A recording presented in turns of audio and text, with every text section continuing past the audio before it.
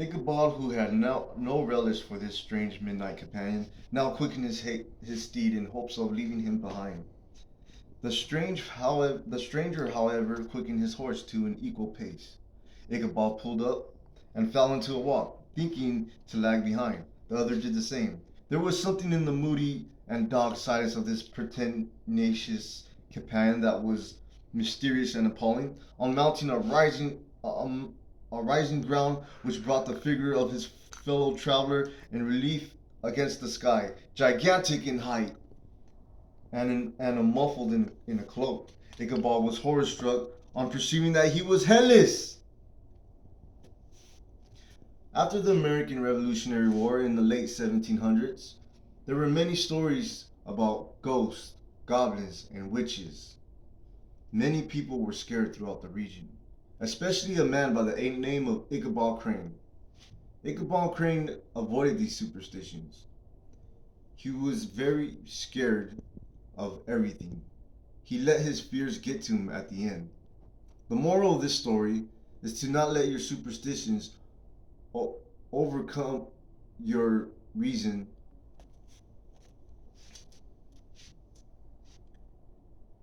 In the bosom of one of those spacious coves which indent the eastern shore of the Hudson, there lies a small market town by which some is called Greensburg, but is which more generally and properly known by the name of Tarrytown.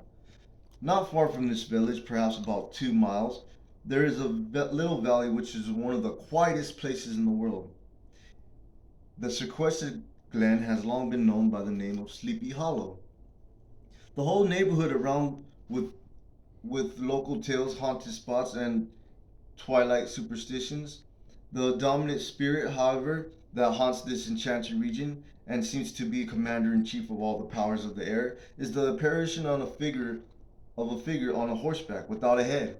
It is said by some to be the ghost of a Hessian trooper whose head had been carried away by a cannonball in some nameless battle during the Revolutionary War. The ghost rides forth to the scene of battle in nightly quest of his head, and that the rushing speeds which sometimes passes along the hollow like a midnight blast is owing to being belated and in a hurry to get back to the churchyard before daybreak. Such is the general purport of this legendary superstition, which has furnished materials for many a wilding story in that region of shadows, by the name of the Headless Horseman of Sleepy Hollow. In a bypass of nature there abode in a remote period of American history a worthy wight of the name of Ichabod Crane, who sojourned in Sleepy Hollow for the purpose of instructing the children of the vicinity. He was a native of Connecticut. He was tall, but exceedingly lank, and with narrow shoulders, long arms and legs and hands, and dangled a mile out of his sleeves. Feet that might have served for shovels, and his whole frame most loosely hung together. His head was small and flat at top, with huge ears, large green glassy eyes, and a long snide nose. One might have mistaken him for a scarecrow eloped from the cornfield. He administered justice with discrimination rather than severity, taking the burden off the backs of the weak, and laying it on those of the strong. The revenue arising from his school was small and would have been scarcely sufficient to furnish him with daily bread, for he was a huge feeder, and though Lake had the deluding powers of an anaconda. In addition to his vocations, he was a singing master of the neighborhood. How often did he shrink with curling awe at the sound of his own steps on the frosty crust beneath his feet, and dread to look over his shoulders lest he should behold some uncaught being trapping close behind. And how often was he thrown into complete dismay by some rushing blast howling among the trees, in the idea that it was the galloping Hessian on one of his nightly scours. The gallant Ichabod now spent at least an extra half hour at his toilet, brushing and furbishing up his best, and indeed only suit of rusty black, and arranging his locks by a bit of broken looking glass that hung up in the soup glass, that he might make his appearance in the true style of a cavalier. He borrowed a horse from the farmer of the name of Hans Van Ripper, and thus gallantly mounted issued forth like a knight errant in a quest of adventures. The horse's name is of Gunpowder. He had in fact been a favorite steed of his master's, Van Ripper, who was a furious rider and had infused very probably some of his own spirit into the animal. For old and broken down as he looked, there was more to the lurking devil in him than in any young filly in the country. Ichabod was a suitable figure for such a steed. There was a contagion in the very air that blew from that haunted region. It breathed forth an atmosphere of dreams and fancies infecting all the land. The immediate cause, however, of the prevalence of supernatural stories in these parts were doubtless owing to the vicinity of Sleepy Hollow, and the late scene of noise and frolic was all silent and deserted. Ichabod only lingered behind. He was the very witching. It was the very witching time of night that Ichabod, heavy-hearted and crestfallen, pursued his travels homewards. Along the sides of the lofty hills which rise above Tarrytown, all the stories of ghosts and goblins that he had heard in the afternoon now came crowding up in his recollections. The night grew darker and darker. The stars seemed to sink deeper in the sky, and driving clouds occasionally hid them from his sight. He had never felt so lonely and dismal. He was moreover approaching the very place where many of the scenes of the ghost stories had been laid. In the center of the road stood an enormous tulip tree, which towered like a giant above all the other trees. As Ichabod approached this fearful tree, he began to whistle. He thought his whistle was answered. It was but a blast sweeping up sharply through the dry branches. As he approached a little nearer, he thought he knew something. He saw something white hanging in the midst of the tree. He paused and ceased whistling, but on looking more narrowly, perceived that it was a place where the tree had been scabbed by lightning, and the white wood lay bare. Suddenly he heard a groan. His teeth chattered, and his knees smote against the saddle. It was but the rubbing of one huge bolt upon another, as they were swayed about by the breeze. He passed the tree in safety, but new perils lay before him.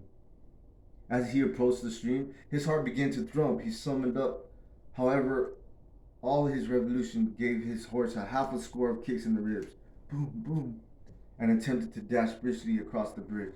But instead of starting forward, the perverse old animal made a lateral movement and ran broadside against the fence. Ichabod, whose fears increased with the delay, jerked the reins to the other on the other side and kicked lustily. With the country foot in with the country foot, it was all in vain. His steed started, it is true, but it was only to plunge the opposite side of the road into a thicket of brambles and alder bushes. Ichabod now bestowed both whip and heel upon the startling ribs of old Gunpowder, pow, pow, pow, who dashed forward, snuffling and snorting, but came to a stand just by the bridge with the suddenness that he had nearly sent his rider sprawling over his head. Just at this moment, a plashy trap by the side of the bridge caught the sensitive ear of Ichabod. In the dark shadow of the grove, on the margin of the brook, he beheld something huge and misshapen and towering. It stirred not, but seemed gathering up in the gloom like some gigantic monster ready to spring upon the traveler. The hair of the frightened Ichabod rose upon his head with terror. What was to be done? To turn? Fly? Was now too late. And besides, what chance was there of escaping ghost or goblin, if such it was, which could ride upon the wings of the wind? Summoning up therefore a show of courage, he demanded in stammering accents, Who are you?" He received no reply. He repeated his demand in still more agitated voice. "Who are you?" Still there was no answer. Just then the shadowy object of alarm put itself in motion. He appeared to be a horseman of large dimensions, and mounted on a black horse of powerful frame. Ichabod, who had no relish for this strange midnight companion, now quickened his steed in hopes of leaving him behind. The stranger, however, quickened his horse to an equal pace. Ichabod pulled and fell into a walk, thinking to lag behind. The other did the same. There was something in the moody dog silence of this pertinacious companion that was mysterious and appalling. On mounting a rising ground, which brought the figure of his fellow traveler in the relief against the sky, gigantic in height, muffled in a cloak, Ichabod was horror-struck on perceiving that he was headless. But his horror was still more increased with observing that the head which should have been rested on his shoulders was carried before him on the pommel of his horse. His terror rose to desperation. He rained a shower of kicks and blows upon Gunpowder. Gah, gah, gah! Hoping by a sudden movement to give his companion the slip, but the spectrum started full jump with him. Away then they dashed through the thick and thin, stones flying and sparks flashing at every bound. Ichabod's flimsy garments fluttered in the air as he stretched his long, lank body over his horse's head in the eagerness of his flight.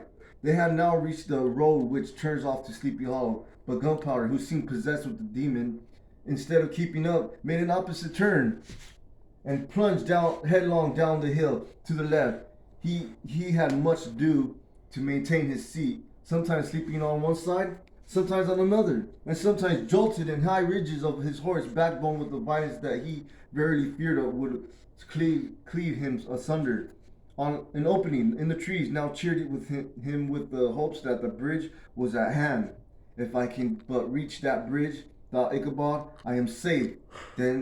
Just then he heard the black steed panting and blowing close behind him. He even fancied that he felt his hot breath. Another convulsive kick in the ribs, and old Gunpowder sprang upon the bridge. Bah, bah! And now Ichabod cast a look behind to see if his pursuer should vanish, according to rule. Just then he saw the goblin raising in his stirrups, and in the very act of hurling his head.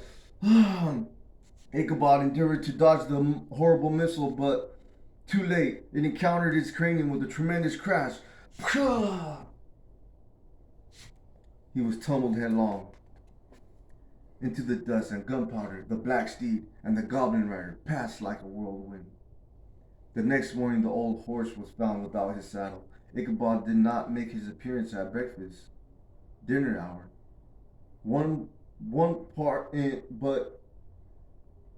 But no Ichabod. In one part of the road leading to the church was finding that the saddle trampled in the dirt. The tracks of the horse's hooves deeply dented the road, and evidently at furious speed were traced to the bridge beyond which, on the bank of the broad part of the brook, where the water ran deep and black, was found the head of the unfortunate Ichabod, and close beside it a shattered pumpkin. The brook was searched, but the body of the schoolmaster was not to be discovered. The mysterious event caused much speculation. It is true an old farmer who had been down to New York on a visit several years after, and from whom his account of the ghostly adventure was received, brought home the intelligence that Ichabod Crane was still alive, that he had left the neighborhood partly through fear of the goblin, that he had changed his quarters to a distant part of the country. The old country wives, however, who are the best judges of these matters, maintain to this day that Ichabod was spirited away by supernatural means. The bridge became more than ever object of superstitious awe. The schoolmaster, being deserted, soon fell to decay, and it was reported to be haunted by the ghost of the unfortunate Ichabod. Loitering homeward of a still summer evening, has often fancied his voice at a distance chanting a melancholy psalm tune among the tranquil solitudes of Sleepy Hollow. The end.